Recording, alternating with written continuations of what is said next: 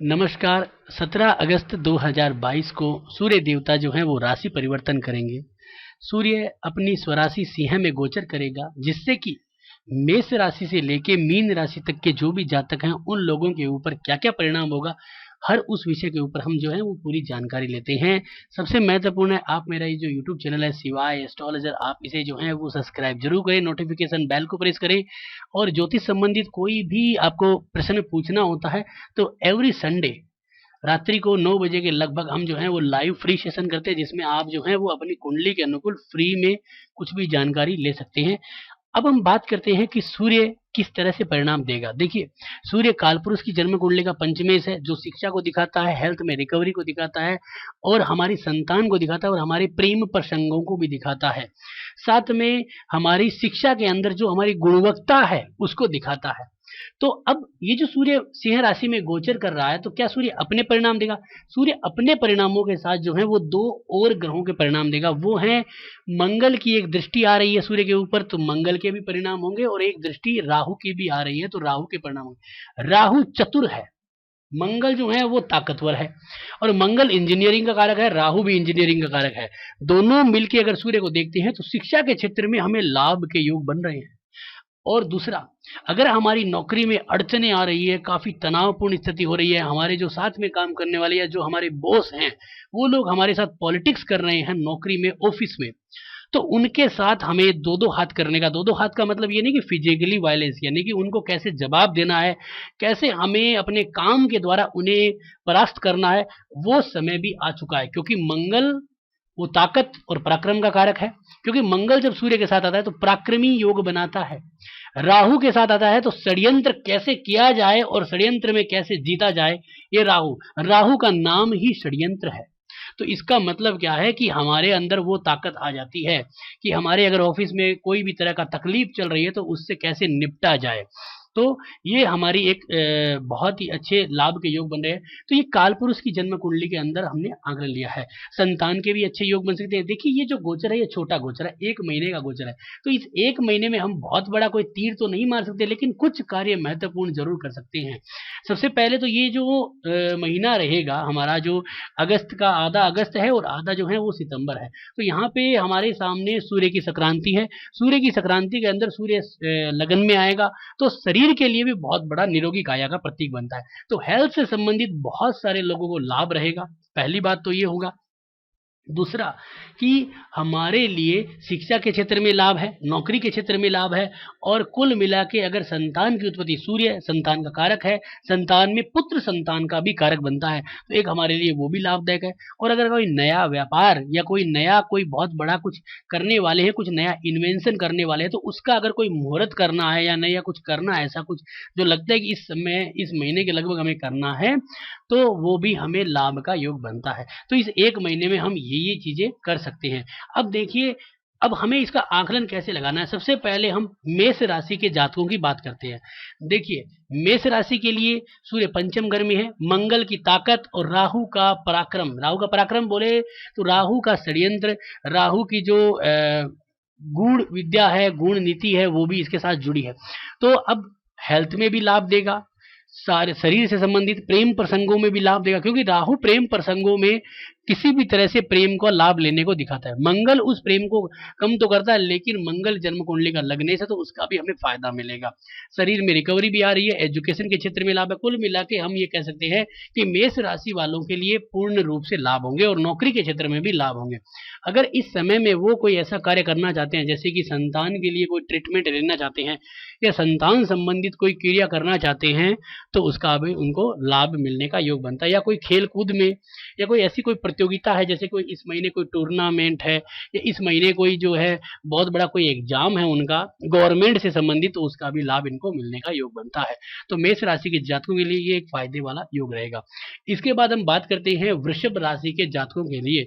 तो वृषभ राशि के लिए सूर्य का गोचर चौथे घर में होगा, जिसके ऊपर मंगल और राहु की दृष्टि है। राहु 12वें घर में बैठा है, चौथे और 12वें का योग बनता है, सूर्य के साथ आता है। तो सबसे पहले हमारे को कोई जमीन, कोई प्रॉपर्टी ये खरीदने का योग आता है अगर हमारी उम्र और इस तरह की हम इस चीज की रुचि रखते हैं। तो जैसे कोई बच्चे की कुंडली है तो वो क्या प्रॉपर्टी खरीदेगा, लेकिन उसमें ये हो सकता है कि उसके पिता को वो लाभ हो सकता है, पिताजी कोई प्रॉपर्टी या कुछ ऐसी चीज खरीद सकते हैं अगर उन्होंने कोई प्लान बना रखा है तो इस महीने वो कार्य सिद्ध हो सकता है। जैसे मान लीजिए वो पिछले 6 महीनों से अच्छे अच्छे मकान देख रहे हैं, उनका कोई फाइनल नहीं हो पा रहा है, और वो जो मकान है अब बच्चे के भाग्य से बच्चे के नाम से ले रहे हैं, मान लीजिए कि बच्चा बड़ा भी है छोटा जो भी है, तो वो वहां पे फाइनल होने का योग बनता है। पहला तो ये लाभ।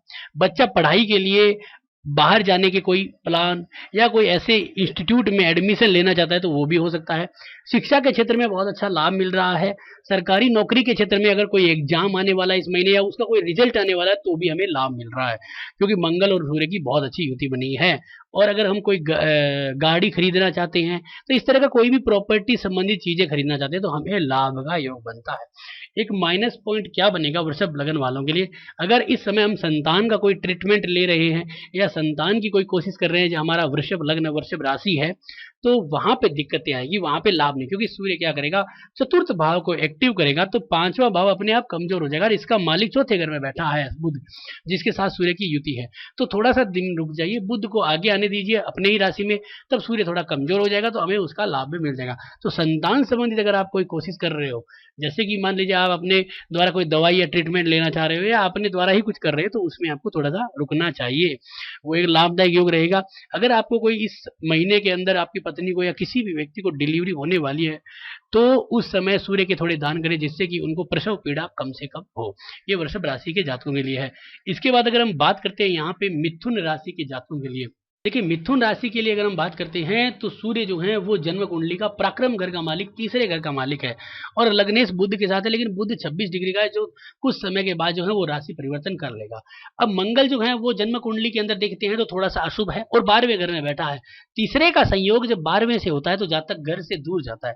तो अगर कोई व्यक्ति अपने घर से दूर जाके मार्केटिंग के क्षेत्र में या घर से दूर जाके कोई काम करना चाहता है या इम्पोर्ट एक्सपोर्ट का कोई टेंडर या कोई उसका लाइसेंस या उससे संबंधित कोई ट्रांसपोर्ट का कोई व्यापार करना चाहता है, उसके लिए फायदेमंद योग है। कमीशन दलाली से कोई पैसा कमाना चाहता है तो फायदेमंद योग है। अगर कोई प्रॉपर्टी बेचने के लिए लोगों को ला रहा है और वो प्रॉपर्टी दिखा रहा है तो उससे उसको भी बहुत अच्छा लाभ हो सकता है। अगर वो चाहता है कि मेरा यहाँ से ट्रांसफर हो जाए, मेरे पिता का ट्रांसफर हो जाए, तो वो भी उसके लिए लाभदायक योग बनता है।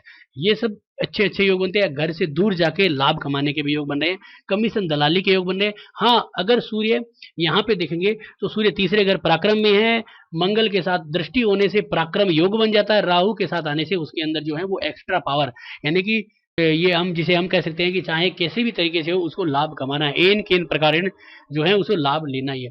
तो उस तरह से हम कैसे देखेंगे इसको कि यहाँ पे आया हुआ कोई भी तरह का खेल कूद इंटरटेनमेंट का कोई भी कार्य है उसमें वो सफल होने का योग बनता है।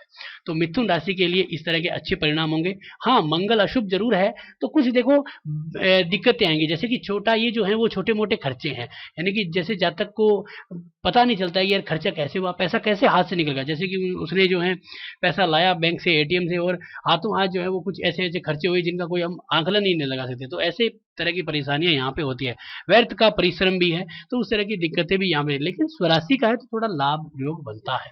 इसके बाद हम बात करते हैं कर्क राशि के जातकों के लिए। देखिए कर्क राशि के जो जातक हैं उनके लिए सूर्य मार्केश है, मार्केश मजबूत हो चुका है। तो एक तो देखिए वो लोग जो कर्क राशि के हैं वो हेल्थ से संबंधित अगर परेशान है, हेल्थ से संबंधित उनको डिजीजेज है और उम्र उनकी ज्यादा है तो उनके लिए सूर्य का गोचर अच्छा नहीं है। उनको सूर्य के संबंधित उनको उपाय करने चाहिए, जैसे कि आदित्य हृदय स्तोत्र का जाप करना चाहिए। सूर्य गेहूं का कारक है, गेहूं को दान करना चाहिए। सूर्य जो है वो तांबे का भी कारक है तो तांबे को भी दान करना चाहिए। ये सब करने से उसको लाभ होता है और सूर्य को जल चढ़ाए उससे भी लाभ है। मारक स्थान इसका मतलब यहाँ पे जो है हमें कई सारी तकलीफों के योग बनते हैं। अब कोई व्यक्ति अगर जवान है या कोई बच्चा है तो उसके लिए सेकंड हाउस में है तो एजुकेशन के लिए लाभदायक, क्योंकि 10वें घर के राहु की दृष्टि है 10वें घर में बैठे हुए और मंगल की भी चौथी दृष्टि है, यानी लाभ घर में बैठे हुए। मंगल जन्म कुंडली का पंचमेश भी है, एक मजबूत है। तो एजुकेशन के अंदर तो कर्क राशि वालों के लिए बहुत लाभ है।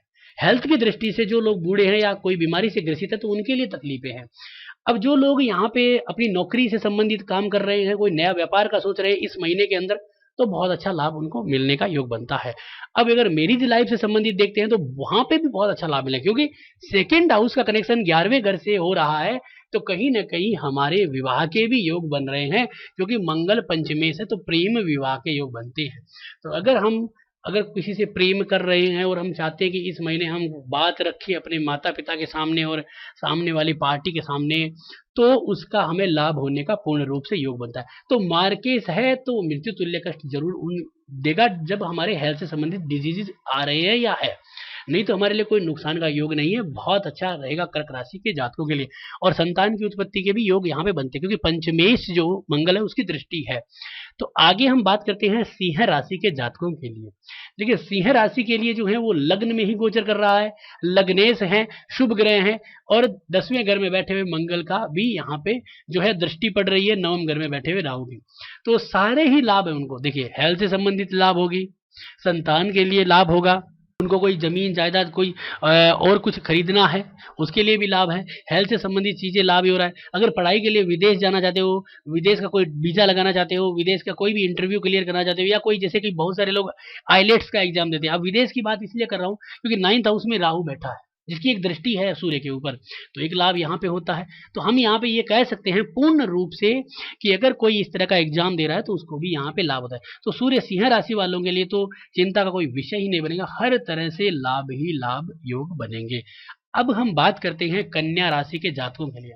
देखिए कन्या राशि के जो जातक होंगे उन लोगों के लिए सूर्य 12वें घर में गोचर करेगा, यानी कि हॉस्पिटल, जेल यात्रा, मारक स्थान गए या अशुभ भाव कहें, खर्चे वाला भाव कहें, वहां पे। लेकिन स्वराशि का है तो एक तो क्या करेगा, अगर जन्म कुंडली में दशा अंतरदशा अच्छी है। देखिए मैं दशा अंतरदशा को हर बार जब भी मैं गोचर का वीडियो बनाता हूं तो उसमें मैं डालता हूं, तो आप भी अपनी जन्म कुंडली में दशा अंतरदशा को जरूर कैलकुलेट करिए। बिना अंतरदशा के कुछ नहीं होता, लेकिन फिर भी अगर आपकी दशा अंतरदशा अच्छी है तो आपके खर्चे जो होंगे वो घर के लायक होंगे। जैसे आपने घर के लिए कोई टीवी खरीदा, फ्रिज खरीदा, या कोई एयर कंडीशनर खरीदा, या कोई गाड़ी खरीदी, या कोई मकान के प्लॉट के लिए खरीदा, तो वो आपका खर्चा जो है वो इन्वेस्टमेंट का लाभ देगा, क्योंकि 12वें घर का कारक अपनी स्वराशि का बैठा है और लग्नेश बुध उसके साथ है, साथ में 9वें घर में बैठा हुआ जो अशुभ मंगल जरूर है लेकिन उसकी एक दृष्टि है, तो पराक्रम योग बनाता है।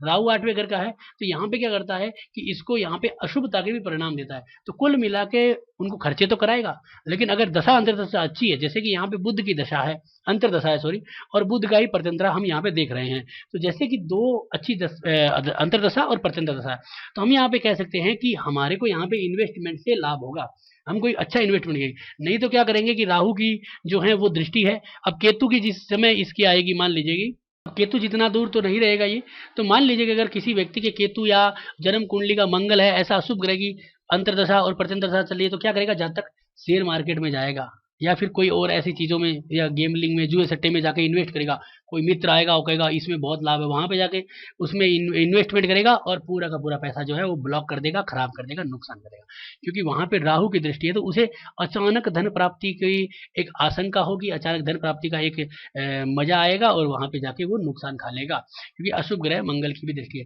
तो सिंह राशि वाले सावधानी रखें, सूर्य के दान पुण्य करें, आपको लाभ रहेगा। सूर्य का बीज मंत्र भी करें, उससे भी आपको लाभ रहेगा। इसके बाद अगर हम बात करते हैं तुला राशि के जातकों के लिए, देखिए तुला राशि के जो जातक हैं उन लोगों के लिए सूर्य लाभ घर में हो रहा है, यानी कि लाभ घर जो है उसको हम कहते हैं कुम्हार का घर, यानी कि कुछ भी चीज हो वो किसी भी तरह का आकार देके उसको जो है वो लाभ कमा ही लेगा। मघा नक्षत्र है, केतु लग्न में है, गोचर कर रहा है, कुल मिला के देखे तो हेल्थ के लिए बढ़िया है, लेकिन यहाँ पे बाद केस है।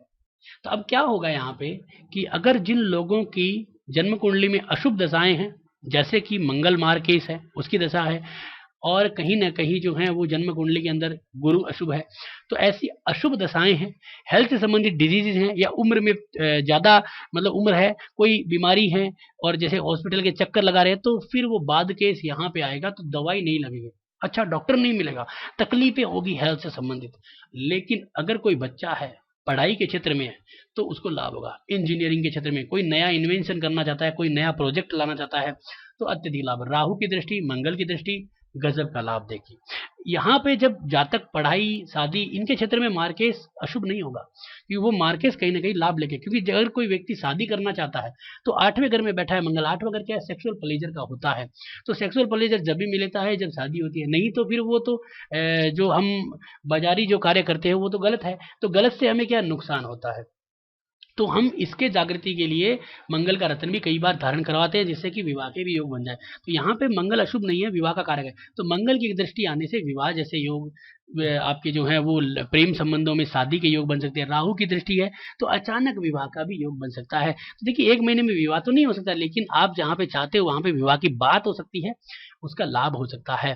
तो इस तरह का लाभ है, एजुकेशन के क्षेत्र में लाभ है, हर तरह से यहाँ पे लाभ का योग नजर आ रहा है। बस जब तक को ये ध्यान रखना है, अगर अशुभ दशाएं हैं तो हेल्थ से संबंधित, और अगर अशुभ दशाएं हैं तो फिर हमें अपना पैसा इन्वेस्ट नहीं करना है कहीं गलत जगहों पे, नहीं तो हमें मंगल 8वें घर का बैठा हुआ है, जुए सट्टे लॉटरी में बड़ा नुकसान भी दे सकता है। तो सावधानी यहाँ पे ये रहनी है। इसके बाद अगर हम बात करते हैं वृश्चिक राशि के जातकों के लिए, देखिए वृश्चिक राशि के जो जातक होते हैं उन लोगों के लिए 10वें घर के अंदर गोचर करेगा। अब 10वें घर के अंदर गोचर करेगा, मंगल का लग्न है, मंगल की दृष्टि है, राहु छठे घर में बैठा है। छठे 10वें का और 7वें का जब योग बन जाता है तो जातक को व्यापार में लाभ होता है, नौकरी के क्षेत्र में लाभ होता है, और कहीं ना कहीं जो है हेल्थ में थोड़ी डिजीज जरूर आती है, क्योंकि ये मारक भाव है। दूसरा क्योंकि शुक्र यहाँ पे अशुभ ग्रह होता है, मारक स्थान है, मंगल लगने जरूर है लेकिन मारक स्थान में आता है, राहु छठे घर में बैठा है। तो देखो हेल्थ से संबंधित डिजीज जरूर आते हैं। तो जो वृद्ध है, जिनकी उम्र ज्यादा है, दशाएं खराब है, उन लोगों के लिए सावधानी का कारक है। नहीं तो बाकी जो लोग हैं, जैसे जवान है, बच्चे हैं, जो लोग उम्र में बड़े भी है लेकिन हेल्थ से संबंधित कोई डिजीज नहीं है, कोई दिक्कत नहीं है, अभी घर में आराम से बैठे हैं, खा पी रहे हैं, तो कोई दिक्कत नहीं है, तब तो उनके लिए सूर्य बढ़िया है। तो यहाँ पे जो नौकरी कर रहे हैं, जो बच्चे हैं, उन लोगों के लिए नौकरी के क्षेत्र में, एजुकेशन के क्षेत्र में, स्कॉलरशिप के क्षेत्र में, कॉम्पिटिटिव एग्जाम के क्षेत्र में हर तरह से लाभ के योग बनेगा। हाँ, मैरिज संबंधित दिक्कतें बहुत ज्यादा अड़चने आएगी, क्योंकि मंगल आने से मंगलिक और राहु का आने से छठे घर में आने से, छठा और ये 7वां दोनों एक्टिव होने से क्या होगा कि वैवाहिक जीवन में थोड़ी सी अड़चने किस कारण होगी कि जातक काम धंधे में इतना बिजी हो जाएगा कि वो विवाह यानी कि मैरिज की तरफ या मैरिटल लाइफ की तरफ देखेगा नहीं। यानी कि जैसे हार थका घर पे आया, आराम किया, खाना पीना खाया, सो गया, फिर उसके बाद दूसरे दिन यानी वो टाइम नहीं दे पाएगा घर पे, तो उसके कारण उसके थोड़ा सा तनाव आ जाएगा घर में, जैसे कि पति पत्नी के बीच में। तो ऐसा अगर दिक्कत आती है तो उस समय सूर्य के दान पुण्य करें, सूर्य के बीज मंत्र करें और उसका लाभ लीजिए। सूर्य के दान पुण्य का मतलब ये होता है गेहूं सबसे बढ़िया होता है। भगवान सूर्य की पूजा करें, आदित्य हृदय स्तोत्र का जाप करें। अगर कोई ज्यादा तकलीफ होती है तो उसके लिए विशेष कुंडली दिखा के उपाय कर लीजिए, उसका लाभ रहता है। अब इसके बाद हम बात करते हैं यहाँ पे धनु लग्न यानी धनु राशि के ऊपर। जिन लोगों की धनु राशि है उनके लिए सूर्य नवम घर में चला गया है और यहाँ पे बुध के साथ है, बुध दशमेश है, मार्किस भी है। देखिए सूर्य नवमेश है, भाग्य का स्वामी है, पिता का स्वामी है, तो पिता को लाभ, हायर एजुकेशन में लाभ। अगर हम कोई पढ़ाई के लिए, कामकाज के लिए, नौकरी के कोई बाहर का इंटरव्यू दे रहे हैं, मान लीजिए कि आप एक दिल्ली में रहते हो और आपको एक कोई नौकरी का ऑफर आया जो बॉम्बे की है, तो अगर आपको इस समय आया है और सूर्य नवम घर में है, धनु राशि का है, तो झट से चले जाइए, भाग्य उदय होने का समय आ गया है, बहुत ही बढ़िया समय आया है, आपको लाभ होगा, कोई चिंता का विषय नहीं है।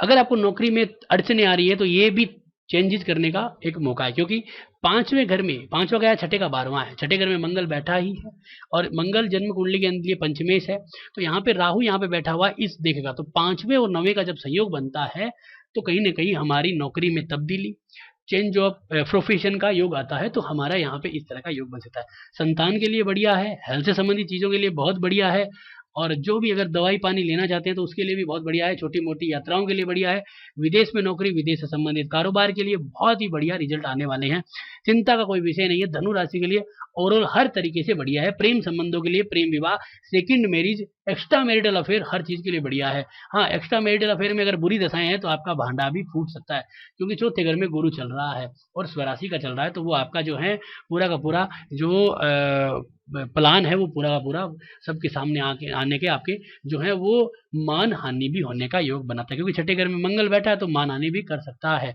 और पांचवें घर में जब चंद्रमा के साथ राहु आता है, चंद्रमा तो वैसे चला जाएगा लेकिन राहु पांचवें घर में होता है, तो कहीं ना कहीं हमारा मान सम्मान गिर जाता है। इसके बाद हम बात करते हैं मकर राशि के जातकों के लिए। तो मकर राशि के जो जातक होते हैं उन लोगों के लिए सूर्य 8वें घर में है। देखिए सबसे महत्वपूर्ण यहीं पे ध्यान देना, लगन में बैठा है शनि जो अपने लगन को मजबूत कर रहा है, 8वां घर अशुभ घटनाओं का था जहां पे बैठा है सूर्य, तो दोनों में लड़ाई है, पिता और पुत्र की दोनों की लड़ाई है। जिसकी कुंडली के अंदर अशुभ दशाएं हैं उसको तो हानि होगी, यानी कि अंतर दशा के साथ प्रत्यंतर देखिए, क्योंकि छोटा सा पीरियड है ये, तो जो लोग यहाँ पे मकर राशि के हैं, अचानक धन प्राप्ति की कोशिश न करें। अगर कोई उनको लालच वाला ऑफर आ रहा है, जैसे कि नौकरी में कई बार आता है कि हमारे की सैलरी है 50,000 रुपए, हमें 70,000, 80,000, 90,000 के जो है वो ऑफर मिल रहे हैं, तो ऐसे लालच में न फंसे, पूरी जानकारी लीजिए।